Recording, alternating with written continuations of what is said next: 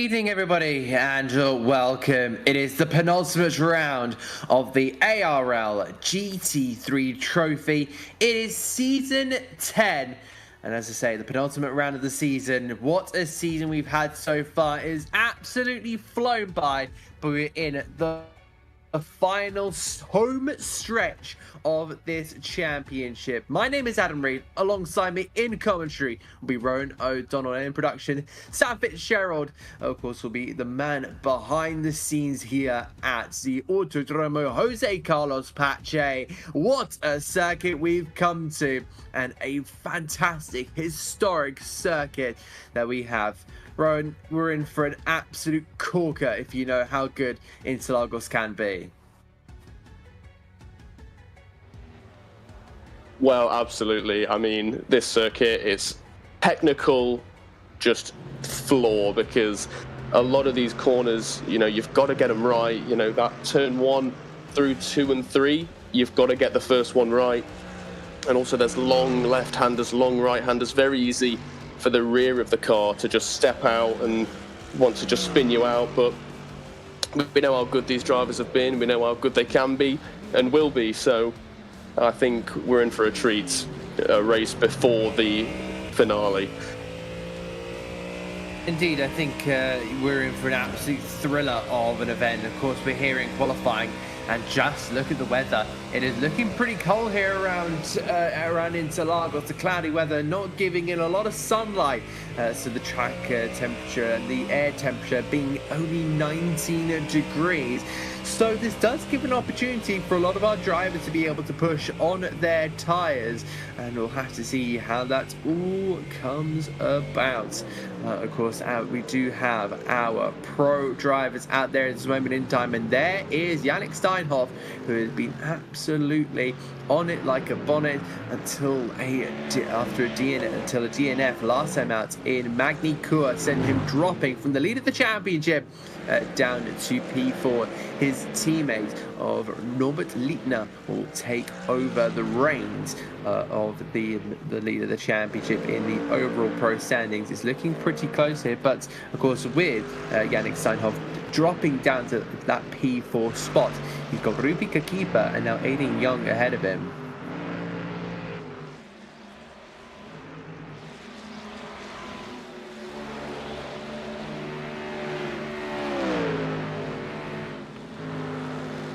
It does seem like into this session and already into the early stages, I think Rufika Keeper in that Ford Mustang is really pushing on. Of course, the tyres are not quite up to temperature. Remember, these are endurance tyres, so they do take a couple of laps to just get themselves into the prime zone before then you have to then be able to set your laps and go faster. Of course, we have each kind of category has been allocated 10 minutes to go and set their lap times. So that was kind of the tough start to these qualifying sessions. You know, only being allocated 10 minutes, and especially with the pros, they have now the most rubbered in track. You know, the amateurs kind of go out in a difficult stage where it's looking all kind of bleak and green, as we call it. So they kind of got the rough of the green here, no pun intended. But yeah, the pro drivers are absolutely living it up on the rubbered surface. But already going into that middle part of qualifying, I don't know about you, Rowan, but this is starting to get quite tasty, especially when these second laps come up and they're first being led by Anders Meyer and his Ferrari.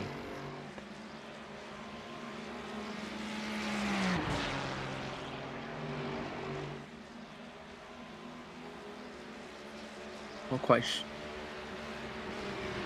so not quite sure if we can hear Rowan at this moment in time. Not sure if there is going to be a technical problem or if there is, as I say, or anything going on. I'm sure he's trying to frantically sort everything out. But just continuing into this session, we do hit that kind of maybe 4 minutes in, 5 minutes in, roughly into the allocated time that these GT3 pros do have. And as mine, that Ferrari looking pretty quick. It's still Nikolai Mielda at the top of the standings. Of course, Nikolai currently 12th in the standings. That hasn't appeared for the last 4 races either. So, yeah, you know, he hasn't scored, he hasn't been present since back at Mosport. So it's great to see the driver, the Norwegian, back into the championship from the BMW into the Ferrari he goes. And of course, Nikolai has actually now grabbed his first pole position of the series as Tommy Vidal. He's done the pretty much same thing. Started BMW, went to Ferrari, and has now gone and set himself on pole position. He hasn't been here since Virginia a couple of races ago. And of course, Tommy now has grabbed his second pole position, and nobody can really take that away from him. So it's been a very, very strong start for a couple of young guns here around Interlagos. And Norbert Lietner goes to the top of the standings in his Mercedes. How crucial would that be?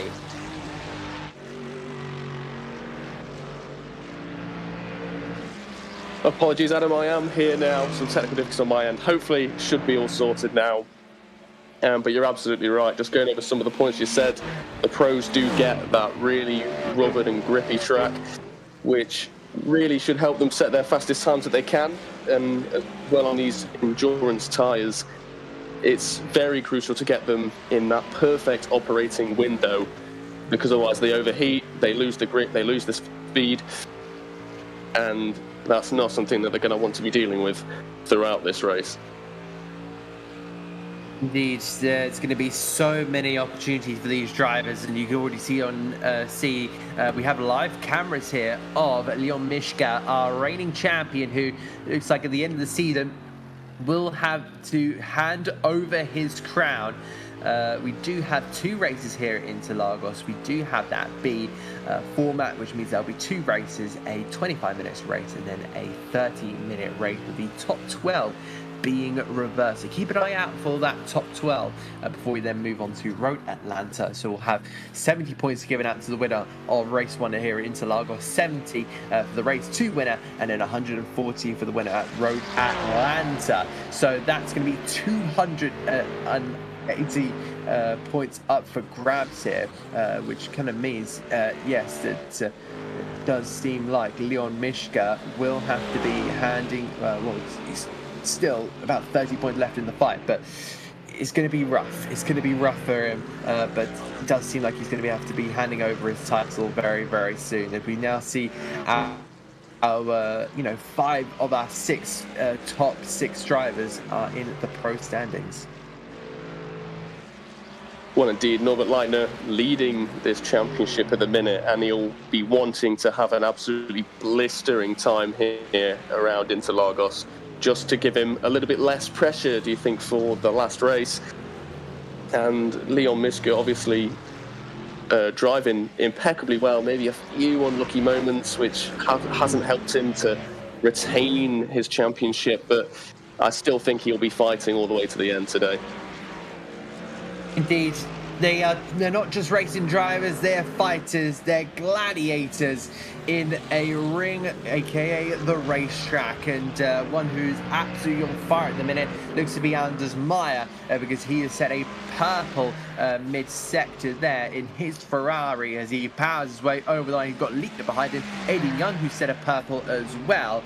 This is going to be up to the line we go. He's going to go over the timing beam, 8 thousandths off. Norbert Lietner goes even faster. Aiden Young goes up to P2 onto the front row of the grid he goes. And really good stuff here now. The real-life racer, Roman Bogler, who we're currently watching here at this moment in time, currently sitting in P6. Where is he going to go as he goes over the timing beam? We wait for it to refresh. He can only manage 6th place there. So still will be on that 3rd row of the grid, getting the kind of luxury of that reverse grid for race 2 will be the amateur Jacopo Rampazzo in his McLaren. How good is that going to be for him? Well, it'll be absolutely amazing. Some of these pro and AM drivers, they've got a chance to really be up there fighting for some good couple of points with this reverse grid, obviously next race after this one. And I think we're going to see a lot of movement as well with the midfield, as well as, how are people like Norbert Leitner, if they finish this race in that first spot, will they be able to kind of fight through that traffic and get them some points themselves? Indeed, plenty of questions to be asked, because there are still many opportunities in this kind of qualifying session. We do have a minute and a half left on the clock. A couple of purple sectors still coming in. The tyres are really coming into their own. We're on board with Pierre Bizou momentarily. Where is Anders Meyer going to go? Doesn't improve. In fact, he goes top there. Anders Meyer to the top. And then Aidan Young takes the pole position. Superb. Well done to Aidan Young, the young American who is absolutely on fire there. Jeremy Ostring goes to P7, topped by Igor Wazowski, who will go into the top 5, overtaken there by Roman Bokla. These are the last potential laps that these drivers are going to get, so they're really wringing the neck out of anyone, really. As I say, they're going to have to really wring the neck out of the car. And Leon Mishka, we've got a beautiful, brilliant face cam of him. So he'll be absolutely on the money, trying to see what he can achieve here. And you've seen that up close and personal, how hard these drivers are working. 30 seconds left on the clock. Leon he's diving into the pit lane, unfortunately, there. So the German driver will be putting himself into not the best place. It seems like he's a little bit frustrated. You can see on his face camera, but overall, yeah, not the qualifying that he would have wanted. No, absolutely not. Meanwhile, you've got the likes of Aidan Young up there. The top 3 separated by just a 10th. Showing how much pace these guys have really got left and willing to really push the limits of their cars. Indeed they are, and we will have that very quick, I believe, session. No, we won't have the warm-up. We will now go into the grid, which will line up like this. Aidan Young is on provisional pole position, ahead of Anders Meyer in his Ferrari. He'll be ahead of the championship leader in the pro class of Norbert Leitner. He'll be alongside Rafika Keeper, his championship rival. Roman Bokla will be in P5 for the Delatraz Automotive team. Alongside him, the Impulse Racing car of Igor Wazowski. His Mercedes. Nikolai Mielder grabs his first pole position in the Pro-Am. How good of a result will that be for the returning Norwegian? Jeremy Ostring will be in P8 here for him. Oh, decent qualifying there for the Finnish driver. Then behind him is his compatriot Mikko Nurmi in P9, with Carl Winkler in P10. Tommy Wiedel, the pole sitter, and another Norwegian. He'll be starting 11th. However, that will be the front row for race 2.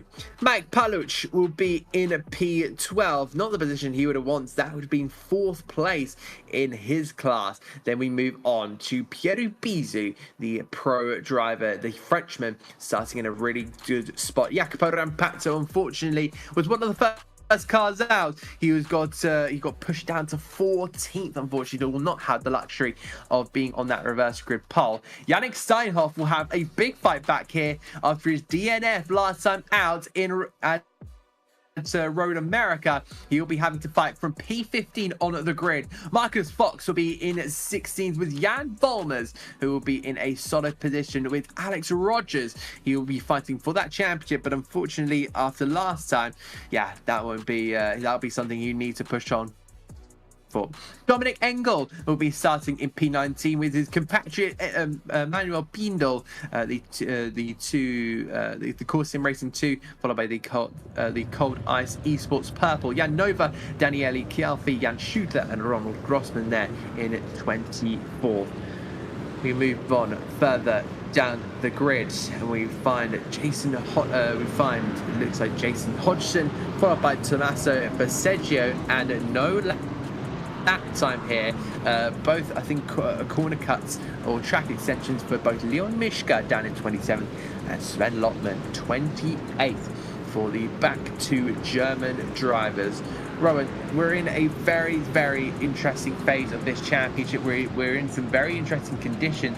Still 19 degrees out there, but the fog has seemingly rolled in. Yeah, it has, and maybe the weather will play a little bit of a third-party factor with these tyres maybe not wanting to get the heat into them, get to their optimal level. And then you've got other people like Leon Mischke, obviously down towards the bottom of the grid, wanting to maybe push on as he possibly can.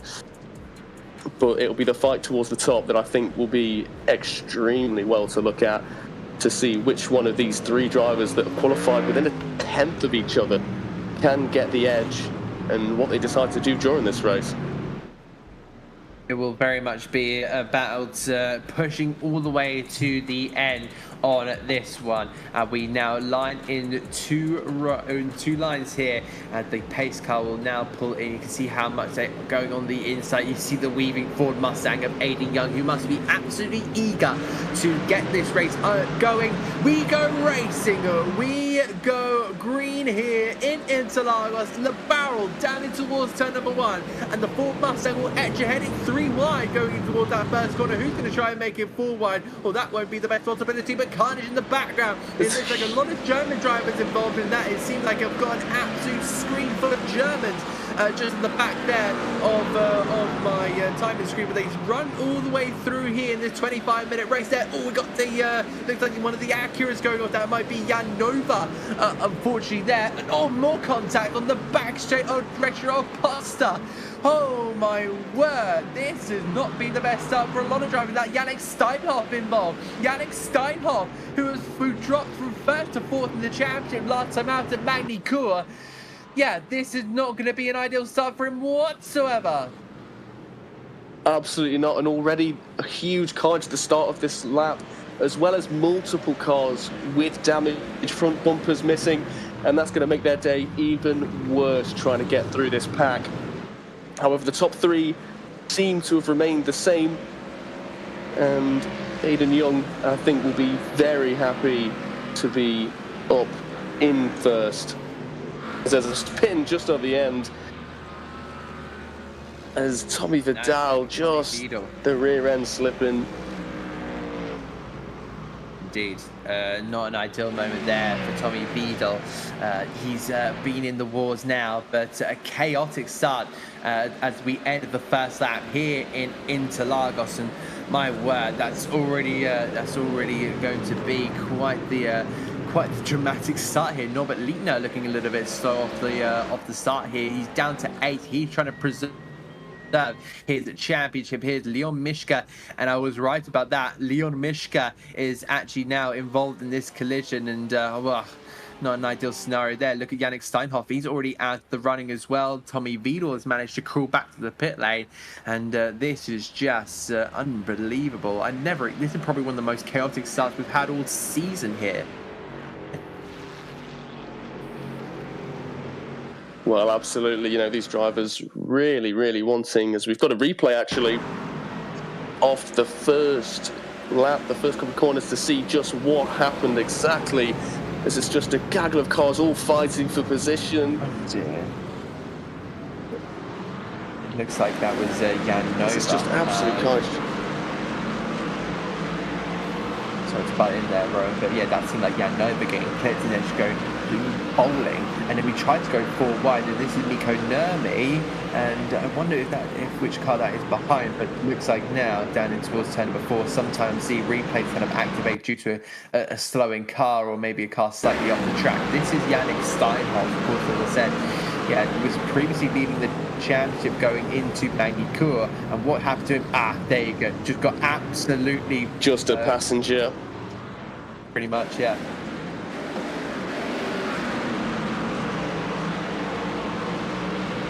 Never ideal there. You can also see 3 wide exiting the center X as well, which is always risky business. And that was the replay there of Mikko Nurmi. So I wonder if he got caught up in anything there. And that was, oh dear, that was the incident there. Manuel Pindel in the Porsche getting involved in that one. And then looking around here, this is now the actual full replay. So you see that they're about to go kind of 4 wide. Pindel. Oh dear, just kind of pinch and squeeze there, and Ford did not go into it. Now it's actually in fact teammates as well. Super unfortunate in that one. Absolutely. Pendle just couldn't decide left or right. And unfortunately, he would have met the front end of the driver behind him, which has just led everyone to spin in front, and just not enough space, and no one willing to back out in this stage of the season, with only one more race after this one to go, as we get a replay now as Norbert Leiner all over the back of Peluche. Will he go for it? He comes out of the slipstream into turn one, got to be easy on the brakes, and rolls the car past him, and that's one position he's gained today.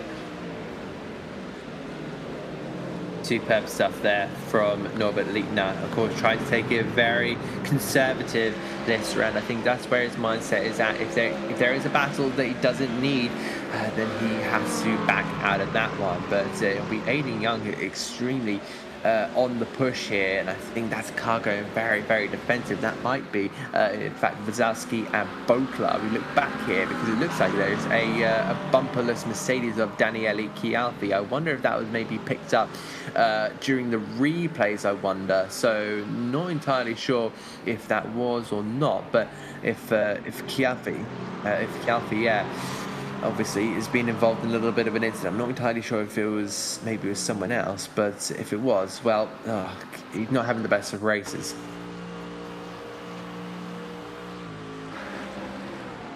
And this is the replay of the contact.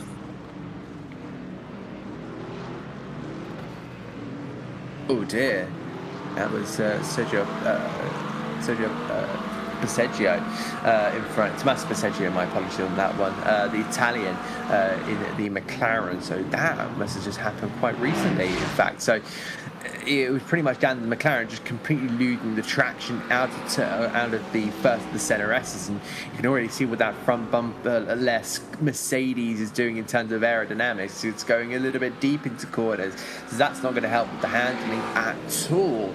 For him, you know, looking a little bit forward here. Nikolai Mielda is making a couple moves there on Jacopo Rampazzo, putting him down to 11th, where the Italians started, and they weave their way through the center S. I wonder if the fog will be playing any part in, as I say, any part in kind of the visibility for the driver, because it'll be a little bit more difficult. They do have the headlights on for some, because we do have that BMW, it seems, of Alex Rogers, I believe, with the headlights on. So that's an interesting one on that part, but I don't believe many drivers do. We do in fact have Grossman with those headlights on, but I don't believe it's mandatory.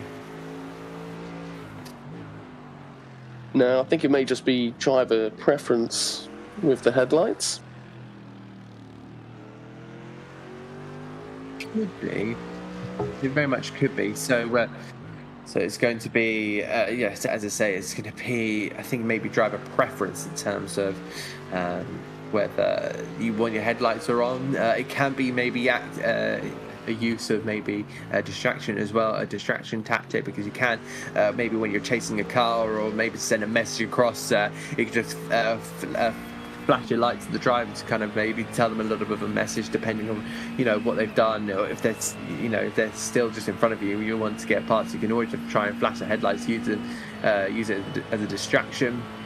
Yeah, continuing here with Ronald Grossman, the pro, continues to chase down, and you look at that, Marcus Fox just dicing his way up the inside. The Austrian was very bold on the brakes there. We didn't really see him last minute, and it seemed like the German was just kind of caught napping, and Marcus Fox is on an absolute run here, but they are indeed a trio of teammates here in that kind of pro-am performance, Fox and Grossman. So that doesn't really change anything in terms of the team championship, but in terms of driver, that may change a couple of things with the very little points they're gathering here from race one.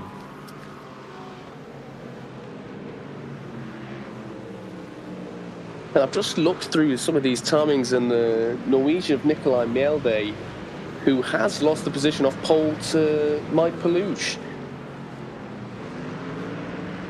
It's Mike Peluche. We've seen him be in the middle of a lot of the pro series, being a bit of a wall, showing that he does maybe have the pace to be in that pro category, as he looks to kind of settle down into this race and maybe get onto the back of Norbert Leiner.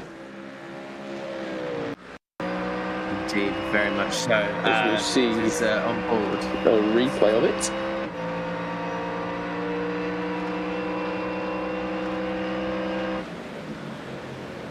Swiftly on through, it seems like, for Mac Paluch there. Great stuff there from the German.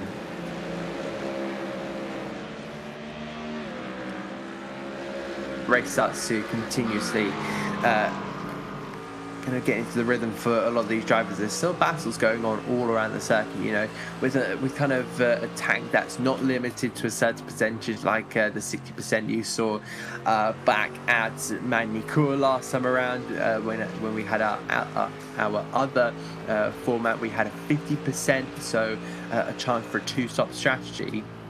You know, this one's kind of non-limited, so you're kind of topping it up so it can go the entire 25 minutes, which is going to be immaculately interesting because you don't have to worry about all that fuel saving. You just get to absolutely push to the end, and this is going to be Norbert Lichtner who's going to find a way through on Jeremy Ostring. So one of the newest drivers to the championship has now managed to he's been overtaken there by the current championship leader in the pros. So it does seem like Lichtner is on a little bit of a charge, but I think he will be happy with this amount of points. I think Aidan Young will just be trying to keep himself a little bit occupied here with the might of the Ferrari of Anders Meyer, 4/10 behind him in toward that first corner. I think Meyer just building up to this one. Will we see any more moves going into that first corner? No. It seems like Ostring was just getting a little bit close there. It just seemed quite almost up the back of that Mercedes. But this is the lead battle now, which we're going to keep on put on tap with the WSR esports driver of Aidan Young, who's been on an absolute roll last time as we've been continuously going through this race. Some superb results. Got the win last time out at Magny-Cours. He's had a 6th place, and then before that it was it was a double podium, double 2nd place in VAR and Road America Race 1. So Aidan Young very much on a roll here. So he's really trying to push on now. But this championship is very much changing hands race after race. It really is. No driver has really run away with it as such. Aidan Young, once again, I mean, he's had such a great start to this race, and he's popped up throughout the season with some wins and never really too far out of the points unless he's involved with an incident. But I think it's the consistency of these drivers at the top, just lap after lap, never making mistakes. And it's Anders Meyer's just sitting behind Young. And do you think he'll go for a move? Will he get close enough to maybe send it down the inside?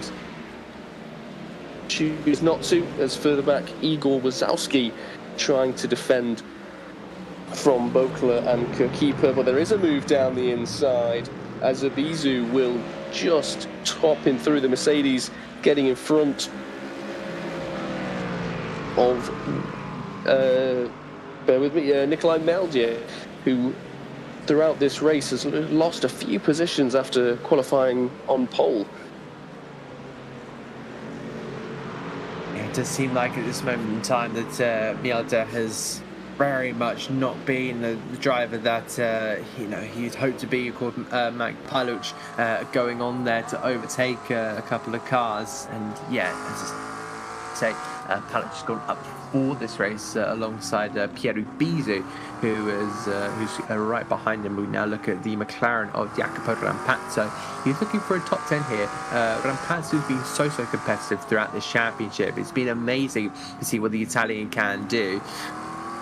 And as I say, I've been mighty impressed with kind of his performances, the way he kind of pushed himself further and further every single time. You know, every single time he steps in that McLaren, he's always producing something magic in that amateur category. Could be seeing another piece of that magic as the Italian rises over the crest of the hill. The track temperature has risen up by 2 degrees, it seemed like. So not massive changes here, but it does seem like we're going to be saying drive for this first race specifically. And then we go down in towards the center S, and it just seems line astern. So the drivers already kind of know what to do. They're kind of saving and waiting up for those final 5 minutes before they'll go all out on their cars. They know exactly what to do. They've kind of scanned one another, and they'll just try and push all out for those last 5 minutes. Just not try and give anything away. Yeah, you don't want to be opening your hands too much. You don't want to be reading what cars you have up your sleeve too early on into these last couple of moments. Absolutely, you know, just over the midway of this race, and the drivers really starting to get into rhythms. Maybe some trying to save tyres behind other drivers, and maybe others getting frustrated that they can't overtake. It's, as much as it is a technical circuit, there must be some sort of psychology drive on the drivers to decide whether they do go for a bit of an audacious move, whether they sit back. As we go through Leon Mischke, as he goes through the first turn into the second, takes a lot of curb, and the rear end steps out, saves it, and loses it again. And his day just getting from bad to worse, it seems, today, as these curbs really can chew you up and spit you out. Indeed. So we now go in towards this next sequence, and I think I'm getting my facts wrong. So I said that from qualifying, the top 12 are of us. It's actually the race positions for the top 10. So we take the grid as they finish, and then we go we then go in towards the top 10 reverse. But that, it looks like Rufika keeper on a Roman Bogler, and the Frenchman now is going to try and retake that position, but around the outside of this right-hander. He's got to carry all the momentum and all the grip he had, but a little bit of a break at the top of the hill there. The Mercedes going to try and just slip it down the inside, but he doesn't manage to do so. They're still in very close proximity, and Norbert Lietner is saying, yeah, I want a piece of this. The Mercedes is going to side up his way up the inside, but will have that outside line. Late braking for the Impulse Racing team, and he unfortunately have to back out in this one. It will be about the run up the hill as they approach in toward this left-hander, in towards the up the hill they go, and in toward the center S. This is going to be a big moment here, Ryan. Well, absolutely. Norbert Lietner will want to get as many points as he possibly can. Maybe starting to get a little bit frustrated with Bogler and Keeper in front of him, just wants him to get a move on, or not at all. As we've seen, you know, all the drivers trying different lines as they overtake, the up and overs. And I think it will be a matter of time, though, before Lietner does get past.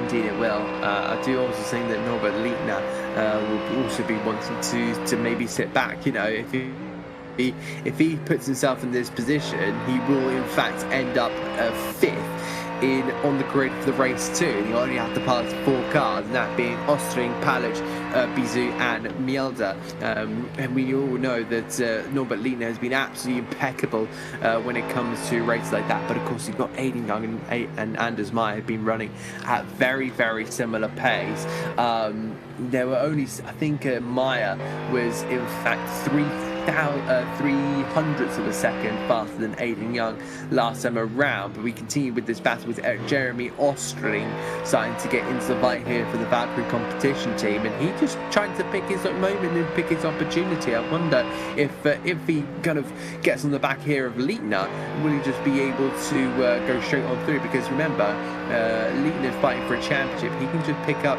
a couple of points here and then start in a very, very solid P4 for the main for the second race. Well, Jeremiah Ostring maybe just sitting back, has seen what the likes of Lietner and Bogler and Keeper have done, and maybe just doesn't want to get tagged if one of them do eventually go round. But we're following with Aiden Young, who has led this race lap after lap with just about 7 minutes left, as we see Dominic Angel makes the move in front of Grossman and that gets him up to P16, but it will be 6th in the Pro-Am category. Indeed, it will be. And Dominic Engel has been on a bit of a run here, up 3 places, passing Ron Grossman, who was up 8 until that overtake that was made by the his fellow, I was going to say the German, but they're both German, so fellow countrymen on this one, and teammates as well. So they've been actually fighting for the majority of this race, because I remember it was Volmers, Fox, and then Grossman. Grossman's actually kind of moving down, I think. He got right up into 15th, then he had that move done by Marcus Fox, and now he's starting to maybe drop back. So I wonder if he's taken too much out of the tyres, and they're starting to suffer with about 5.5 minutes remaining here. So we'll have to see how Engel does in those last 5 minutes. But I believe 16th is really only going to be the highest that he can go for. It is a very, very tough one here, and a big tussle in that Pro-Am. Well, absolutely. Grossman maybe taking too much out the tyres too early, too soon, and the last 5 minutes are maybe just going to stay behind. But there is a bit of moving about with Roman Bokler and Norbert Leitner. Once again, as Leitner goes down the inside here, they are side by side. He's going to have the outside. Will he be able to make it stick? He's tried it before, as he's gone a little bit wide. Leitner still side by side, these two, neither one wanting to give up the position. But I think Leitner may have it here, as he gets the elbow out slightly and just about squeezes out Bokler, sorry. And I think he'll be happy if he can stay about here, or even push forward into Kirkeeper.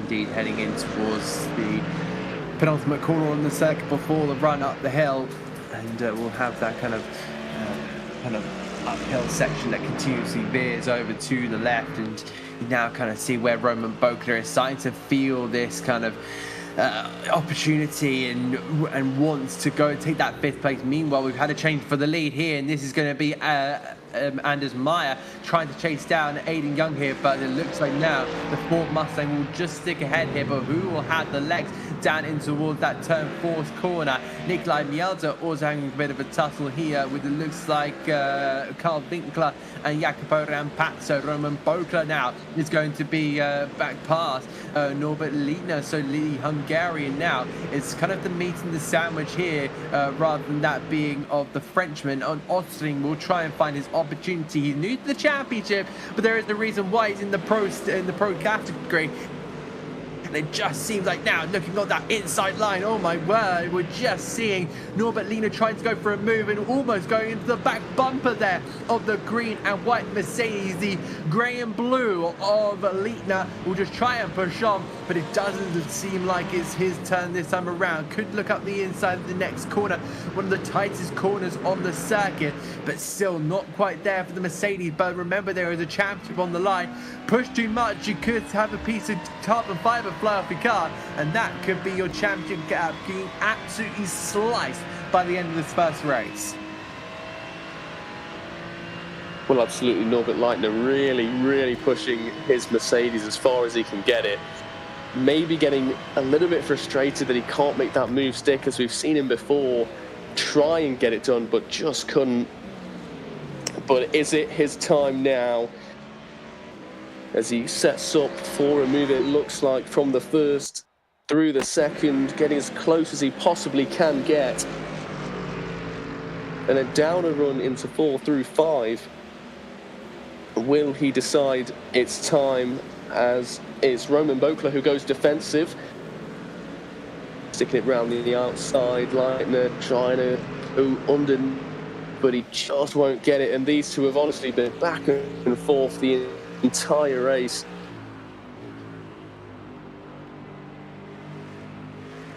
But it does look like Leitner will decide to try for a better place, as there's a little bit of contact, it looked like, there with Bokler, but he's come side by side around the outside. And once again, the defensive display from Roman Bokler has been unmatched today as Leitner once again pulls out to the outside to try and see if he can make a move. And now the Mustang would just nip down the inside, and has Leitner just taken a bit too much? And no, he hasn't. He's managed to get away with it, but I can see that he's definitely getting a little bit frustrated behind the likes of Roman Bokler.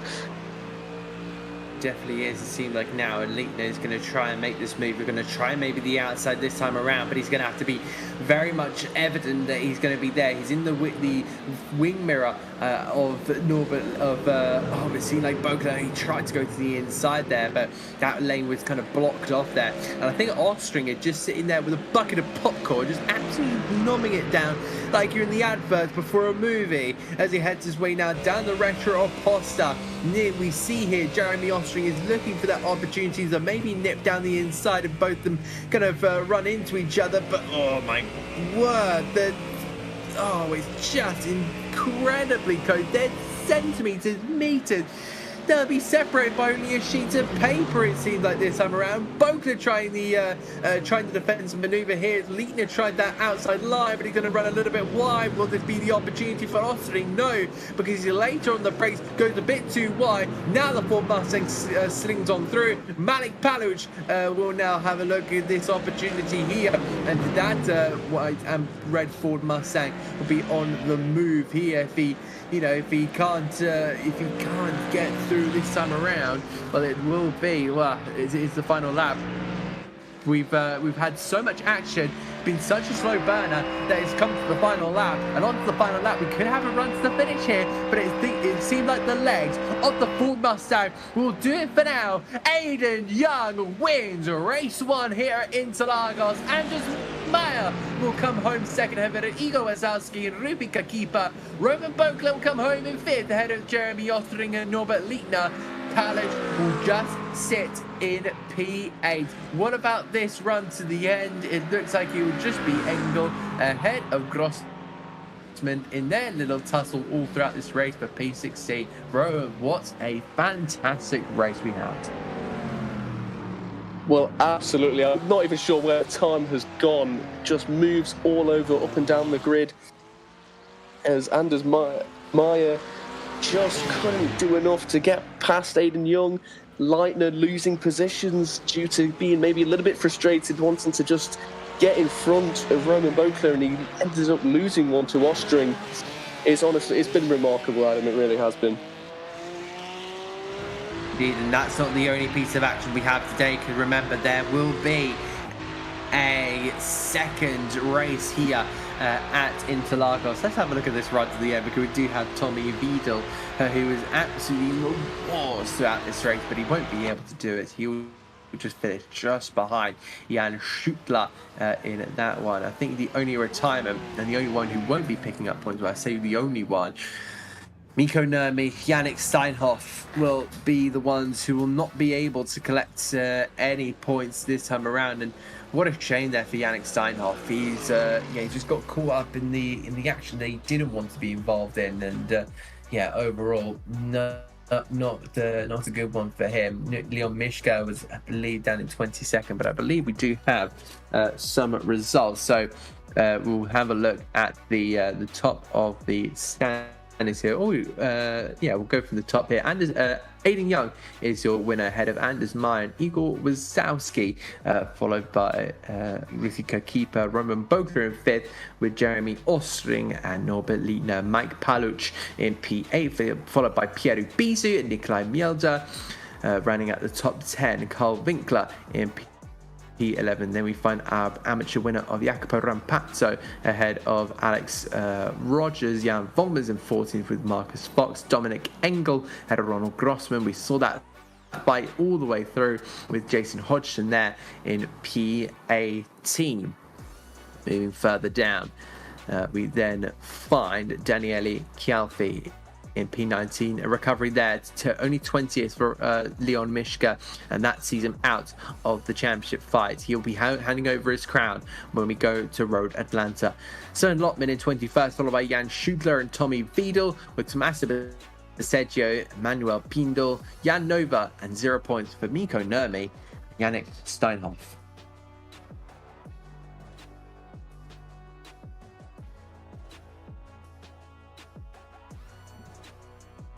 So we now going to wait out for a little bit, but Rowan, that was a bit of a slow burner, and I just want to kind of ask you, is that kind of what we expect maybe in both races? You know, everyone just saving up until we get to the very end of the race, and then maybe then we'll have that kind of last 5 minutes of just all-out action, or will it be a little bit different with that reverse grid? Well, I think the reverse grid is certainly going to put a little bit more challenges in front of other drivers. I mean, race one, we've already seen the likes of Aiden Young, cool, calm, collected, just leading from the start. And then you've had other drivers like Norbert Leitner, who just couldn't settle down his head and ended up losing the position. But I do think we're going to see a little bit more strategy. Anders Meyer just unlucky to finish the move on Aiden Young and pick up first place. So I think we are in for a bit of a treat for this second race and see what happens at Interlagos. Really looking forward to seeing how that is all going to pan out. When we go into that race, the warm-up is in its last 10 seconds into its last 5 seconds, and we will now head to the grid for that second race here at beautiful Interlagos. So I would love to say it's this type of weather. However, we did see the fog that was looming over the circuit in that first race, which I don't think really helped too much with the visibility for our drivers. You know, you were able to see the car in front, but you know, it was just something you wouldn't really like to have. Here's the grid then for the second race, and it's gonna be Nikolai Mielder who will be in P1 ahead of Pierre Ubizu with Mike Paluch in P3. Pro-Am 1-3 in that one. Then we find our pro championship leader of Norbert Leitner. Would that pushing down the order by Jeremy Ostring be a kind of a blessing in disguise? We'll have to see after 30 minutes. Jeremy Ostring will be there in P5 with Roman Bokler will be sitting in P6. The Frenchman will be on an absolute roll here. What can he achieve from that third row of the grid? We go on to the fourth row of the grid where we find Rufika Kipa in P7 with Igor Wazowski for the Impulse Racing team. Great stuff there from the Polish driver. Anders Meyer will be in P9 with Aiden Young, our winner from the first race. Where can he finish from P10 with Carl Winkler and our amateur pole sitter Jacopo Rampazzo. Alex Rogers, really good finish there from him from 13, but he'll be hoping to go a couple of places higher when he enters this race after 13 minutes. And Volmers will be in P14 for the German driver. He's going to be ahead of the Austrian Marcus Watts. Then we find Dominic Engel, who will be in 16th ahead of Ronald Grossman, and Jason Hodgson, the American, will be starting on that next row of the grid. Then we find the 10th row to be filled by the Germans of Daniele Chialpi and our reigning champion Leon Mishka for the Impulse Racing team. How far can he go, knowing his pace? And he is in that middle pack there. That's not going to be the most ideal scenario, but of course still plenty of opportunities. Sven Lottman will be ahead of Jan Schudler in their little group there on the as I say, on the 11th row of the grid. Then we move on to the 12th row of the grid where we find Tommy Beadle and Tommaso Beseggio. Manuel Pindel ahead of Jan Nova with Mikko Nurmi and Yannick Steinhoff from 28th on the grid. How far can he go, Rowan? Well, starting from the back, I suppose the only other place you can go is forwards. And with the carnage we had on the first lap, in the first turn of the first race, I'm sure there's going to be opportunities for Steinhoff to make his way through the pack as the drivers then warming up the tyres. And with it being a little bit nicer weather, do you think that's going to make a bit of a difference with the tyres and how the drivers react with them? Well, track temperature hasn't changed too much, neither is air temperature. But once again, for the second time here at Interlagos, we go green, we go racing around Brazil. And the GT3 has absolutely dived their way in towards the center S. And it looks like it's going to be the Ford Mustang just carrying his way through of Nikolai Mielda. Just trying to push on 2 wide, 3 wide. We see a car off there in the background. That's nothing new, I think, compared to what we saw in the first race. But very lucky to see a lot of everyone. It seems like very much in tune here. Down in towards the next sequence here of turn number 4. Look at the aggressive Mercedes there. I think that might be Wazowski, the Polish driver, just searching for any room on the inside. They dive their way through. They go up the hill and into this very tricky and winding section of the circuit. Well, lap 1, turn 1, all the drivers remain unscathed, and now I think they may have learned from the first race to maybe give each other a little bit more space.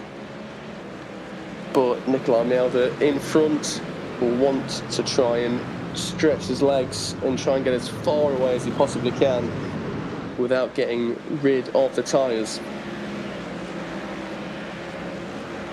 Indeed, tyres will be a little bit of a factor come this one as well. It looks like Anders Meyer may have gone slightly off there, but yeah, not an ideal scenario there for this moment in time. There it goes, I believe, yeah, to say the Norwegian who was looking to try and get a good result from ninth from the grid. We go over the timing beam with some of the biggest gainers there. Alex Rogers up to P10, past Jacopo Rampazzo, Mishka up 5 up to P15. But the biggest one of all, Nico Nurmi from 27th up to 20th. Good stuff there, and on a positive upward trajectory for the Ford Mustang. It looks like Rufika Keeper is going down a couple of places. He had an instant note. It looks like he's wide. We have that chain for second. Norbert Lietner. That might be that. Remember when he got overtaken by Jeremy Ostring? Well, that, as I said, could be the blessing in disguise. He goes past Pierre Bizou, the Impulse racing ahead of the Delatrans Automotive car. And look at Mike Pallard for the Core Sim Racing 1 team. He is absolutely looking at that in the background. Oh no, that's going to be a massive incident there. Oh my word, how on earth did Pierre Bizou get away with that? He was sliding on the grass like it was an ice rink. And my word, he got away with that just about. Leitner still second, and this is starting to get absolutely spicy. Well, absolutely, I'm sure we will get a replay of how on earth Ibiza ended up nearly T-boning about 3 different cars there. I was almost speechless how no one managed to get hit by that. Well, I don't know about you. Really don't know about you, but that was one of the most dramatic moments we've had maybe all season. It almost ended with a complete disaster, but we now see it looks like the Mercedes there of Roman Bokla siding his way up the inside. So the Frenchman is not done. He once again enters the top 5 of this championship race here, and it looks like it's 4th from Mercedes, from 4th from Mercedes, 4th from Mercedes, and guess what? 4th from Mercedes. That makes up your top 8. And what an amazing order, almost like, excuse me, almost like Noah's Ark, they call it. But unfortunately, Igor Wazowski had to get past Mike Paluch in that one and kind of ruin the symmetry image in that one.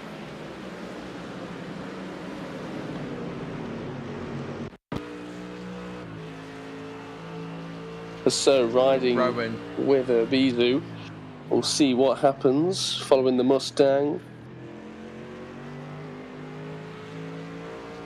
Well, it all seems like he's okay for now.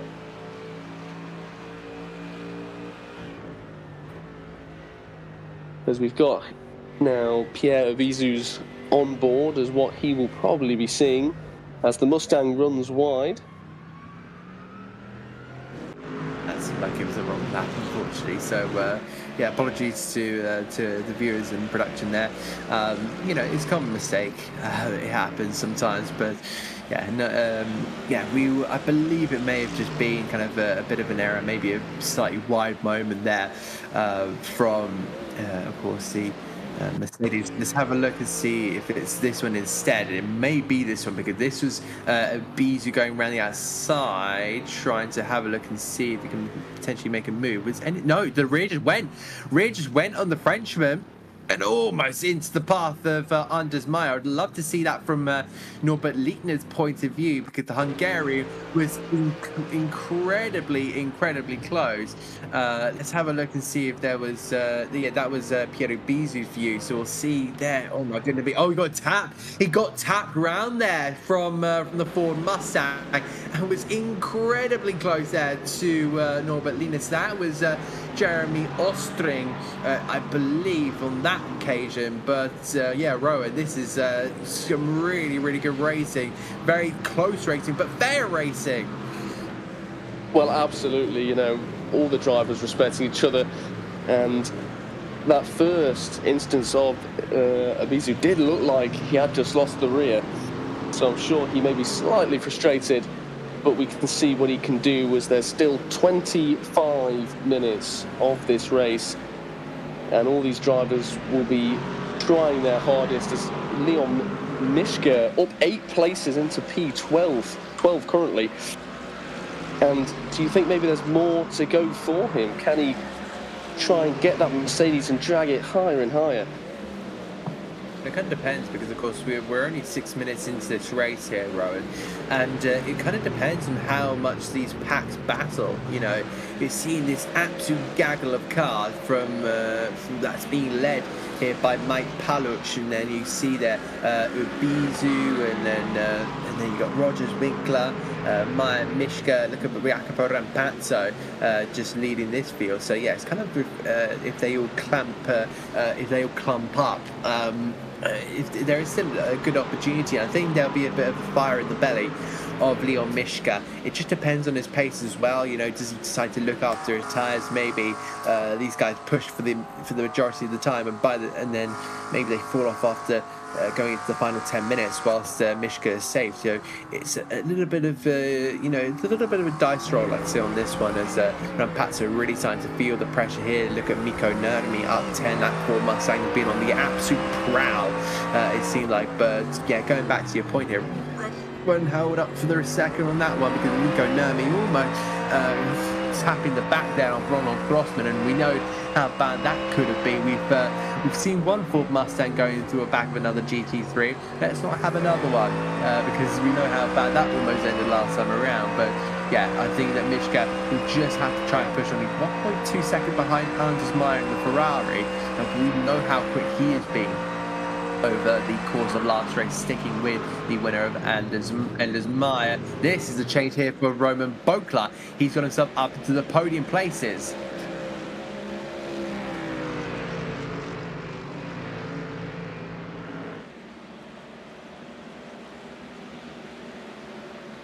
We'll have a look here with Nikolai everywhere.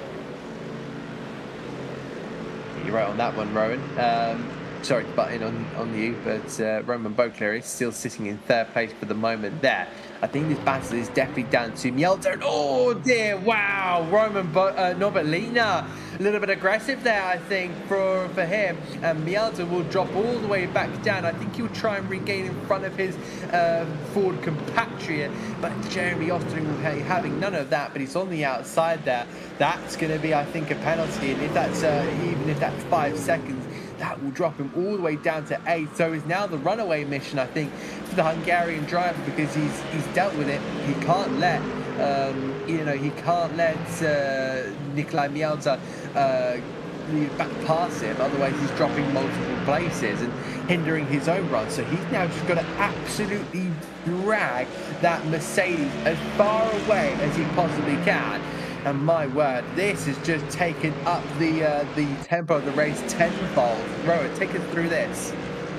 Well, absolutely. Lichtner obviously trying his best to try and make the move as he gets, the Mustang trying to take the apex as close as he can, and Lichtner just trying to hold his own. So maybe a racing incident, but it does look like Lichtner was just 50-50. Was he going for the move? Was he not? But that'll be up for the stewards to decide. I want to have a look at that again on this one, because I wonder if Mjelde just moved a little bit too much. He kind of moved in the middle of the circuit before turning in. So if we get the opportunity, I'd love to have a look at that at some point. So again here, that's Alex Rogers siding up the inside there, up to 10th place there, just ahead of Anders Meyer in the Ferrari. So good stuff there from the privateer, and this is the battle once again. So this is how I see it. Norbert Lina, he sees the gap about to approach on the inside, he go for it. I think there's a bit of braking under, or that moving under braking there from I think that might be moving under braking there from that's Leon Mishka. Wow, that's a massive accident. That's a big old whack, and Leon Mishka into the wall there on the exit through Muguio. Dramatic stuff for the Mercedes driver, and he's going to want to walk out of Interlagos and completely forget his whole weekend. He's gone from he's gone from absolute zero qualifying times allowed, because I believe he went off track and then just didn't have the greatest of first races, got involved in the contact and then slammed into the barrier at Maguglia. Oh dear, that's race over for Leon Mishka. I think he's got to tow back to the pits, in fact. We'll see. Well, Jan Volmers, Rowan, take us through this. Well, Volmers, he has been eyeing this move as much as he can as he pushes Kurikeeper a little bit wide. It looks like Kurikeeper's not going to want to sit down. He's going to keep this one here as they're side by side. The Mustang round the outside. Keeps it down the... Oh, once again, a little bit of a squeeze by Kurikeeper. Really not wanting this Mustang to get in front of him. But the Mustang with the inside line. And could have squeezed Kurikeeper out there, but chose not to, as this battle's still going on. Both drivers trying to take the most aggressive line as they can, but the Mustang with the inside line will get the position just before the final corner for the main straight. Oh dear, oh, that's Grossman. Oh, unfortunate there for the McLaren driver. Yeah, just saw that in my, see that there. Oh, super unfortunate there. Meanwhile, what about Rafika Keeper, who we're looking at? He's side by side here with Jan Volmers. Volmers in the Mercedes, trying to look around the outside there, but down into wall, the left-hander. How aggressive does he want to be? It looks like the Mercedes going to side wide on this one, so not quite able to get the place. But look at this train here, all the way from Lichtner down to Anders, not Anders Meyer, that's Alex Rogers in the BMW here. I think Rogers was re-overtaken there by Anders Meyer. So it looks like the Ferrari and the privateer amateur really just pushing on together here. Meanwhile, Norbert Lichtner is being caught up here by Roman Bokler. That gap was 1.1 seconds here. And that was a bit of a moment there. But as I say, I was going to talk about that potential 5-second time penalty, but I think as we came to the conclusion, I think Nikolai Mjelde kind of did the damage to himself by moving under braking. But again, that's will be down to the shoot. But that's just how I see it from my beady little eyes. Well, absolutely. I think I must agree with you as well. No, I don't think he did too much wrong. As the Mustang maybe just turned a little bit too aggressively and Leitner got in front. But Roman Bokler has been driving as much and as quick as he can to get onto the back of Leitner, but I think he may just be too far back to make a move. But I think that move will be coming at some point soon with the Mercedes. Indeed, and it seems like for the moment at this time, it seems like a really good battle. Meanwhile, we're looking further back between Jan Schutler and Daniele Chialfi in their little scrap. Meanwhile, down into turn number 3, that looks like Aiden Young has got past Igor Wazowski in this one, and they've managed to kind of separate the Mercedes 1, 2, 3 that was happening at this moment a couple of moments ago, and up 7 here for Aiden Young. This is a really good run here. It is Impulse Racing Team up against Delatraz Automotive, up against WSR for the top 3 here. Rowan, there's 3 different teams in this top 3 battle. This is going to get mighty interesting, especially if Young can grapple his way onto the back of these guys for the final 10 minutes. Well, absolutely. You know, just now halfway through this race, and Aiden Young just seems unstoppable round Interlagos. But Igor Wazowski and Ostring both there with him, maybe wanting and thinking that they can get that 3rd place and maybe spoil Aiden Young's day. Indeed, fastest lap going to Anders Meyer there in the Ferrari, 1:30.834. They'll find their way over the timing being as well. We're looking towards the centre as we go. That was Pieri Bizu we're currently looking at. We look further forward, we've got Mike Paluch there in P7. The Ford Mustang done absolutely superbly well there, as we now see that kind of Ford trio of Ostring, Mielder and Paluch. As defensive goes Ostring, but he'll just hold his position for now. But yeah, he does seem like he feels very threatened by the Racing Lab esports driver of Nikolai Mielder, and that's exactly why he's managed to go straight on through there. And it looks like now down in towards this next corner of Ferdura, will Ostring have to give up that one? He will. And look at Mike Paluch. Will Paluch try and go for the move? No, it looks like Ostring will try instead here, try to throw that Ford Mustang up the inside of his manufacturer teammate, but they'll just follow on through. And this is starting to push them in a little bit more into kind of the Urbizu, Winkler, Meyer, Rogers battle on this one. This is getting a little bit tasty for my liking. Well, absolutely. You know, you've got 3 different categories of drivers all trying to better each other. But I do think the Ostring may be feeling the pressure from Mike Paluch as the Mercedes run wide. And I think it's the Mercedes of Marcus Fox, and Kurikipa will, in his Mustang, will say thank you very much, and he will get up to 14th overall in the full grid. Indeed he will. And super interested to see how these guys are all going. You know, we see how they're all continuously running at a solid pace here, and now going kind of into the last 12.5 minutes left of this race. Still anything up for grabs.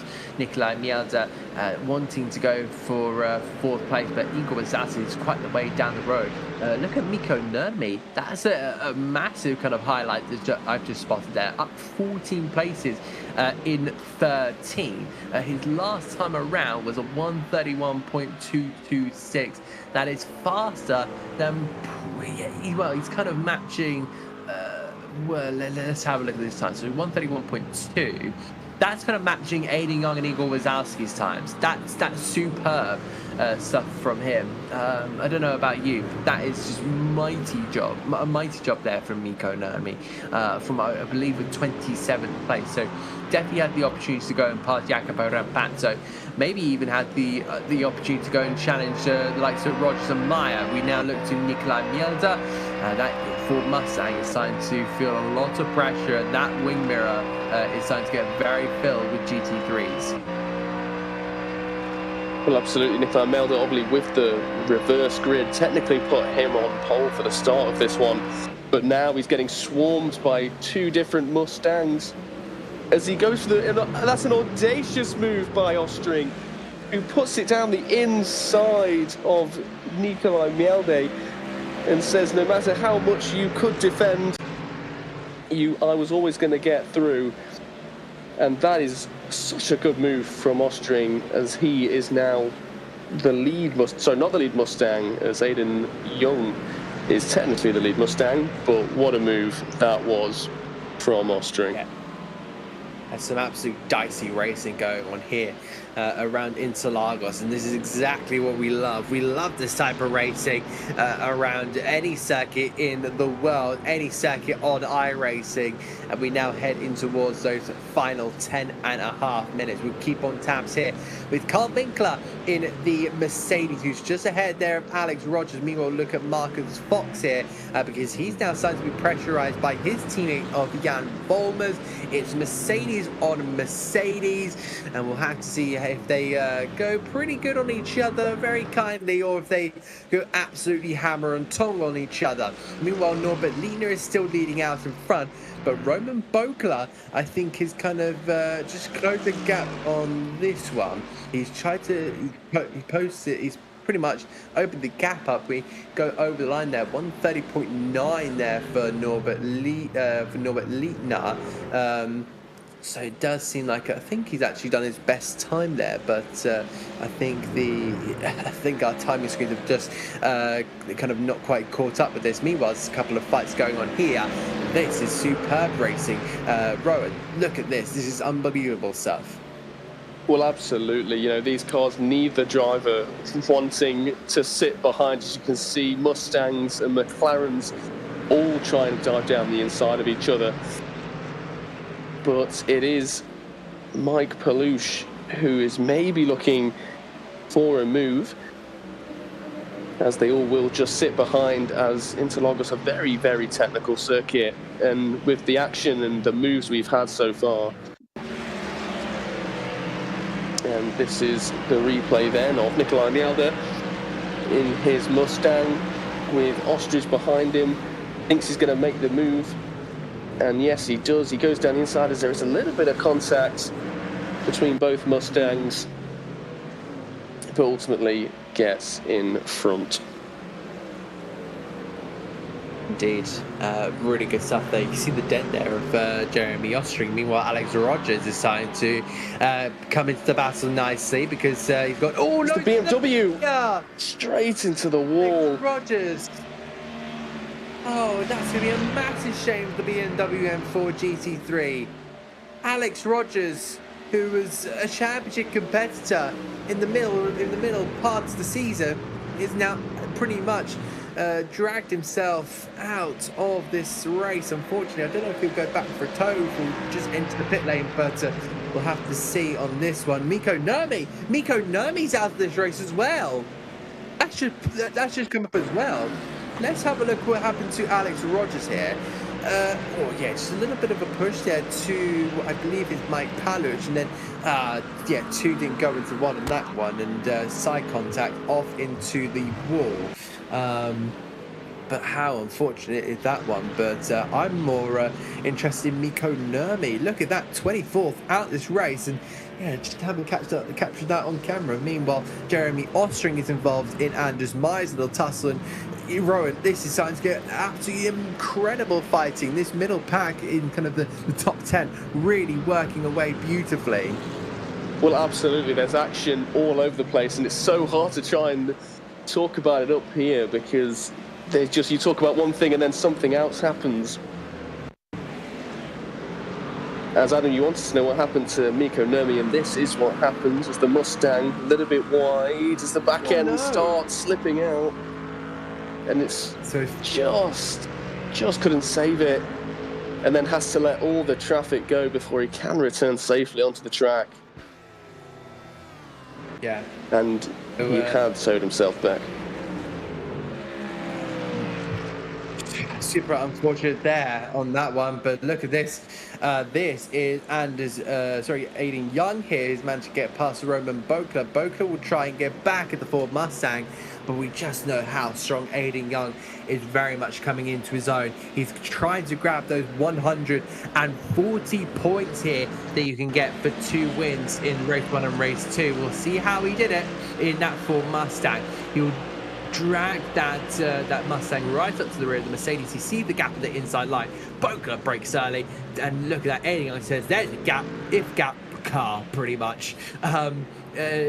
Pretty much copying the famous Ayrton Senna quote: if you no longer go for a gap, you are no longer a racing driver. And he went for the gap, and of course he's a sim racer, he's a racing driver, of course he's going to go for it. Meanwhile, look at this tussle between the two Mercedes from the Core Sim Racing 1 team. Rowan.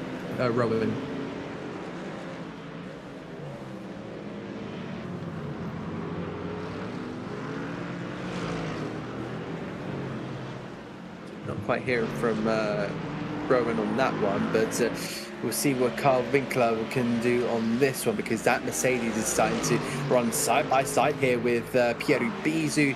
Two cars that are running side by side and down toward the center as they'll run. It's starting to get pretty tantalizingly close here. Looks like Winkler will have to put himself in front there. I was worried he was going to have to brake a little bit early because he was on that tighter line for the center S, but managed to just glide on through there past Pierre Bizou. I think that's going to be absolutely crucial. Meanwhile, Norbert Liebner has done a personal best, 1:30.8 for 7. That's his best lap time of the race, as Aiden Young has done the all-time best. Not last time around, but at some point he did a 1:30.775. If that was recent, then that's going to put Liebner under a lot of pressure. But we're into the last 5 minutes here, and Rowan, I don't know about you, but this has been another super race. The ARL GT3 trophy never disappoints. Well, absolutely. It's almost like this is the last race of this championship with out of moves that takes all the drivers are taking risks involved. The battles with Aiden Young starting 10th in race 2, getting all the way to 2nd, with maybe not just enough time to get back-to-back wins with the reverse grid. But I'm almost jealous I'm not going to be with you for this final race, because if it's anything like this one, it's going to be absolutely amazing and you're not going to want to miss it. No, you absolutely won't. If you want to know what's happening, it's going to be in 7 days' time, 8 p.m. here on Tuesday at Apex Racing TV. We head to the States. We started off in the States at Daytona. We're finishing off in the States at Road Atlanta for the final round. What a place to do it! The home of the final race of the IMSA WeatherTech Sports Car Championship. As well. So of course their famous 10-hour finale is where we're going to be hosting our finale. It is going to be a 1-hour race, the same format as the one at Manicure last time around, and as I say, you don't want to miss it. Champions will be crowned as well, because of course the titles for each of them have not quite been claimed, but you know, if I do my calculations after this stream and I find something is apparent that has been a champion crowned, then I will let you know immediately. I'll be the first on the scene to kind of say in this qualifying session, in the Road Atlanta qualifying session, the driver is crowned the champion. But from my calculations, I don't think anyone has done it just yet, but there'll be great advantage for Paluch and Rampazzo. But I don't think it's quite claimed just yet. Pierre Bizou going up the hill. Final couple of minutes, Rowan, I think he's going to be under a little bit of pressure. We now switch to Nikolai Mielder in there in 5th, running in quite the clear air that he needs. Well, absolutely. You know, that pack in the middle was a lot more bunched up, and it has slowly started to separate. So maybe a tyre wear of some drivers, as there's a move down the inside of Rupa Kurikipa, gets up, I believe, one position from Rampazzo. And just as I was saying, the pack started to separate. There's still moves going on even towards this late stage of the race. So I believe the Kurikipa's tyres are certainly in a good and optimal window. Indeed, still so many moments here, but time is running out for some drivers. If they want to be making those last couple of last ditch attempts, do you really want to be making that move, or do you want to be holding back, not sacrificing your race? Well, it is really just a test of your time here. There are your leaders at the top of the screen: Norbert Liebner for the pros, Nikolai Mielder for the pro-ams, and Jacopo Rampazzo for the amateurs. And a superb race it has been, and I believe we're going to be going on to our very last lap. You wonder why Norbert Liebner has extended that gap to over 2 seconds. Well, do you want to know the reason? Because a couple of laps ago, he did a 1:30.724, fastest lap of the race. An amazing moment there. Lap 17, in fact, that was on. we enter lap 20 onto the last lap of the race here, and what a run it's been for the Hungarian. He did have a bit of a scrappy first race, but as I said, that move from Jeremy Ostring may have just been the moment where he would have thought, that's my golden ticket to an open opportunity to go and potentially win this second race. And that is exactly what he is doing at this moment in time. We travel through just seeing if we can find any more battles, because a couple of drivers have been involved in tussles. There's one in the background there. Oh dear, and that's going to be Yanova, who I thought was running out of fuel, but I think he's just allowing past somebody. No, he's in fact he did a spin. Thank you production for telling me, because that is something really unfortunate has happened. Alex Rogers there, 17th. Seeing a couple of moves going on here. The Ferrari around the outside of Anders Meyer. Great stuff there, but we now move towards the front of the field. Norbert Lietner had an absolute scrappy first race, but the championship leader in the pros extends even further. Lietner is your winner here at Interlagos from Aidan Young, who will take second in the championship, but it's still not over. Look at this run to the line, and it's going to be Nikolai Mjelda ahead of his fellow countryman Anders Meyer. It was Ford versus Ferrari in the modern day. And Ford had the leg to just reach over and finish in P5. Great stuff there. What an end to this race, Rowan.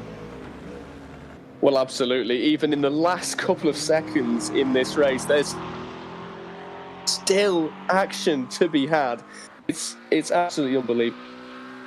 The great weekend, first in the first race, second in the second race, and Liner with him, which would have blasted out in that race, but it has had it in the race. Indeed. I've been super impressed with these drivers all throughout this race. You know, they've absolutely put on a spectacular show. They've put on an absolute brilliant performance. Some will be walking away from here in sunny Interlagos. Well, I shouldn't say sunny, because we just saw cloud for 55 minutes, but that is besides the point. We had a superb race, and I'm sure we'll be seeing the full race results. Here they are. Norbert Lietner is your winner. He will keep the lead of the championship and will be on the doorstep of championship glory. Aidan Young will be second ahead of Roman Bogla, with Igor Wazowski and Nikolai Mjelda in P5. Anders Meyer will be in P6 ahead of Jeremy Ostring. Carl Winkler will be in P8 with Pierre Bizu and Mike Paluch rounding off that top 10. Great stuff there from a lot of our drivers. Nikolai Mjelda, of course, claiming the win in the Pro-Ams. Meanwhile, we move on down to 11, where you find Rufi Kakipa. Not the race he would have wanted. He came into this weekend as second in the Drivers' Championship in the Pros. He now walk away with himself being third and starting to potentially be out of championship contention. He'll be right on the cusp, I believe, but it'll be a very, very tough ask to take it. Jacopo Rampazzo is our winner in the amateurs. He will put in a 12th place there and will be on the doorstep of victory himself. Jan Volmers ahead of Marcus Fox, ahead of Dominic Engel and Sven Lottman.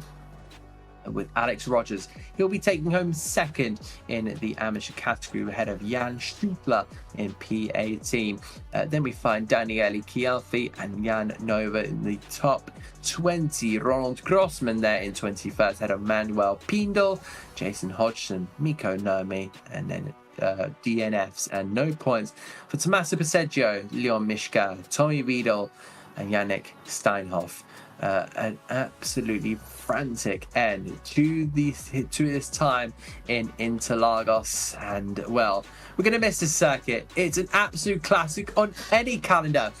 Of course, whether you want to, if you want to put Formula 1 cars on it, single seaters, F3s, or do you want to put GT3s on it like we've just done, maybe in multi-class racing or even hypercars, or maybe you want to put some Brazilian stock cars or NASCARs on it. Whatever the dealio is, I think with Interlagos, it just becomes a classic racing event, and one that will constantly and always become a staple in any calendar. Won't you agree, Rowan?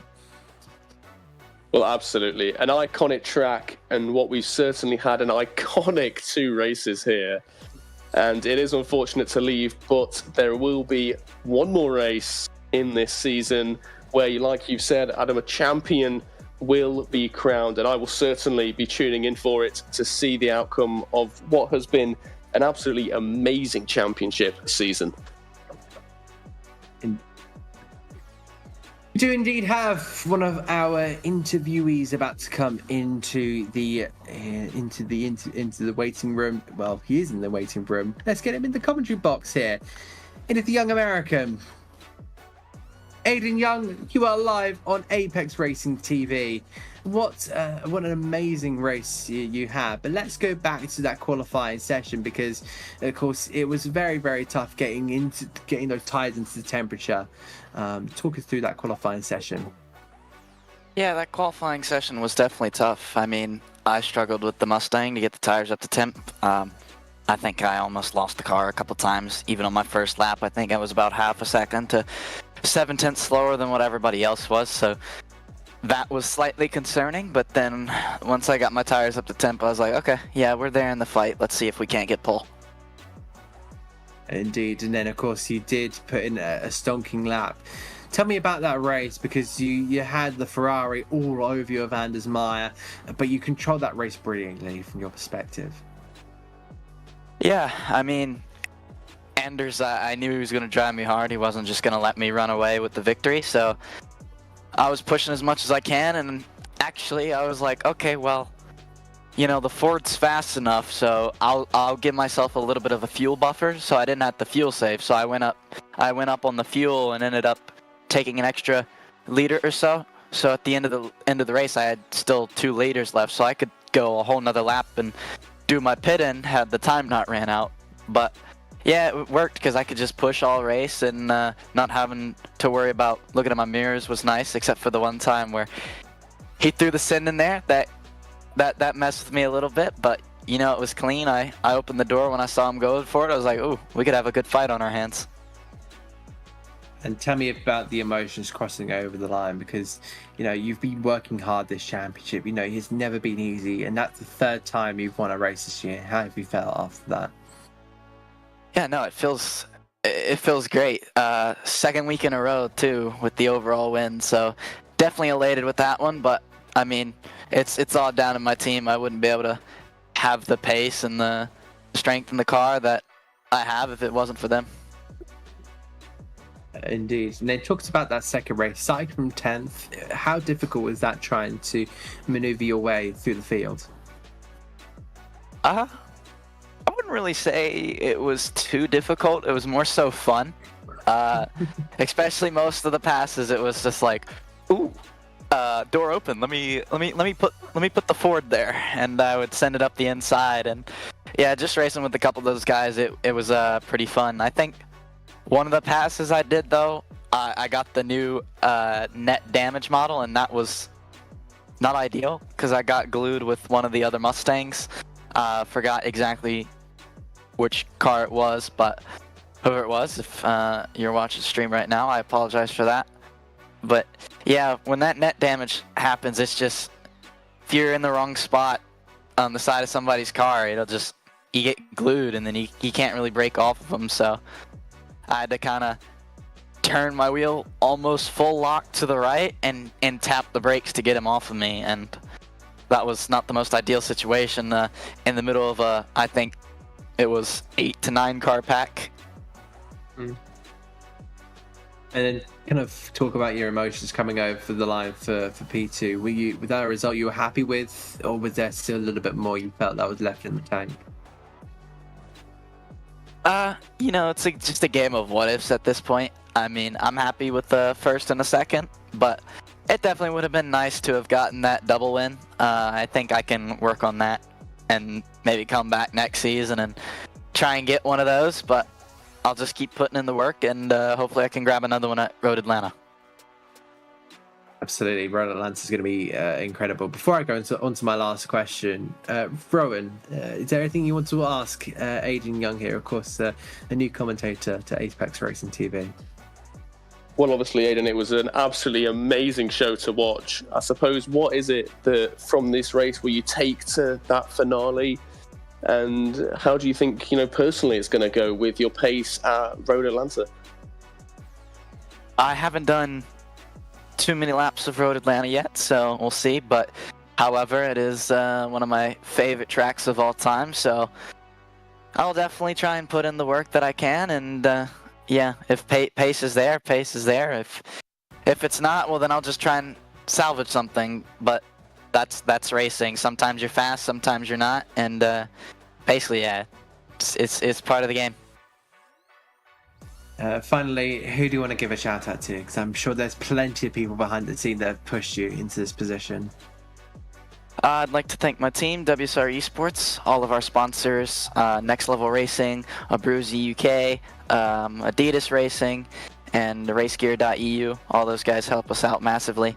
Then all my teammates for watching and cheering me on. I think the boys are going to be pretty happy with that result, so we'll go celebrate with them after. But then my dad for giving me the push to do the practice, to do the work. Probably wouldn't be as fast if he wasn't always on my case. So yeah, big thanks to my dad on that. But yeah, and then you guys for the amazing broadcast each week.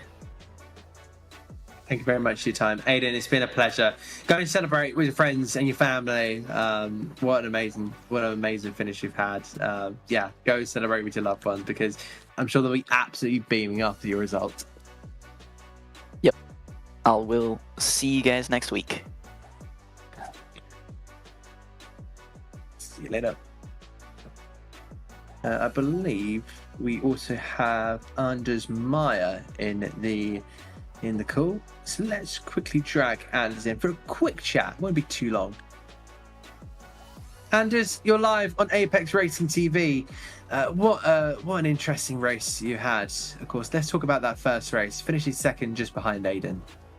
It was fun to finally be in a bit more competitive car. After the BOP changes after race 2, the BMW has been really off. So I sadly switched back to it after Infineon. I was a bit too trigger happy there. I should have stayed with the Ferrari, but Aidan had great pace. It was kind of fun to see the strengths and weaknesses of the cars. Like in the mid sector, the Ferrari was really strong, and in the final sector, the Ford was really strong. So we had a nice fight, but I was at one point able to launch an attack into turn 1, but I don't know if I got onto the dirty side of the track there, because it was no grip at the front when I tried to take the next corner. So Aidan got by again, but it was a fun race one.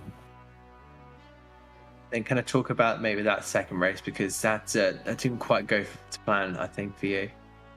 No, that was chaos from my side. I noticed that the Ferrari was much more unstable in dirty air than what I'm used to with the Ford and the BMW. So that caught me out by surprise, and I pretty much almost spun into the last corner, which dropped me quite far down, and it was not so easy to get past, especially the Mercedes was really strong in a straight line. So I had to work a lot, and I had a bit of a sad incident with Leon, so I apologize to him. It was a tight squeeze, 2 into 1, but still I think it's more on my side, that mistake, so I apologize to him. And then after that I made another mistake and drifted out in turn 3, I think. So it was up and down, but in the end it was about helping Nikolai finish first in the Pro-Am class, and congrats to him as well, as that was a great achievement.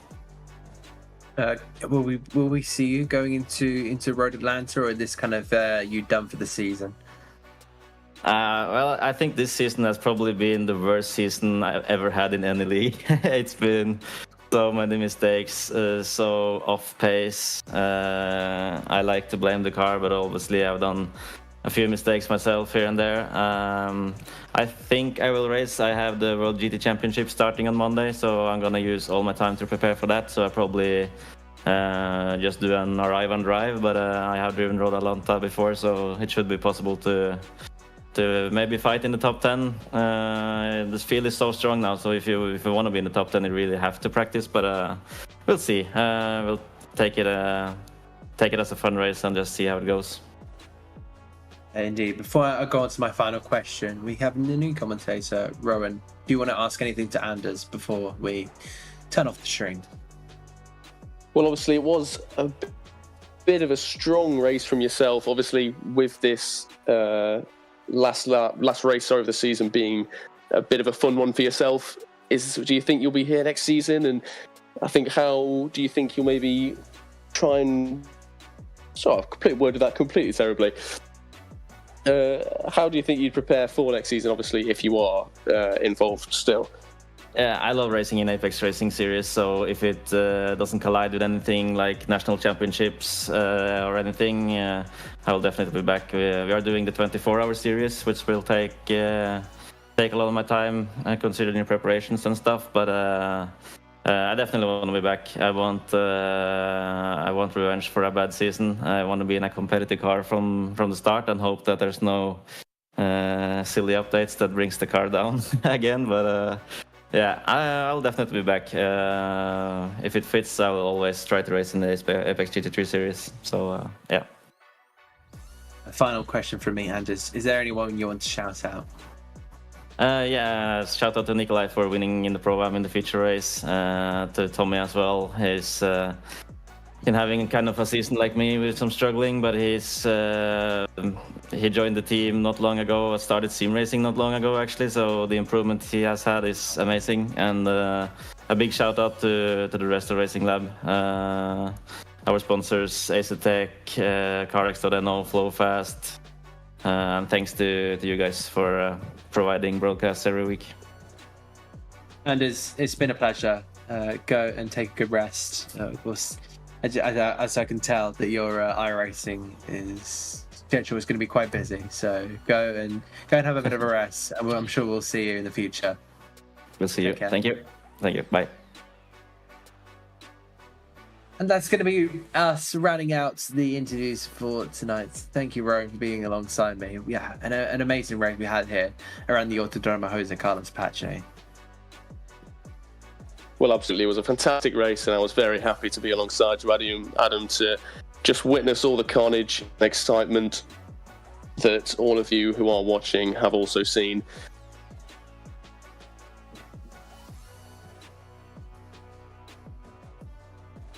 Indeed.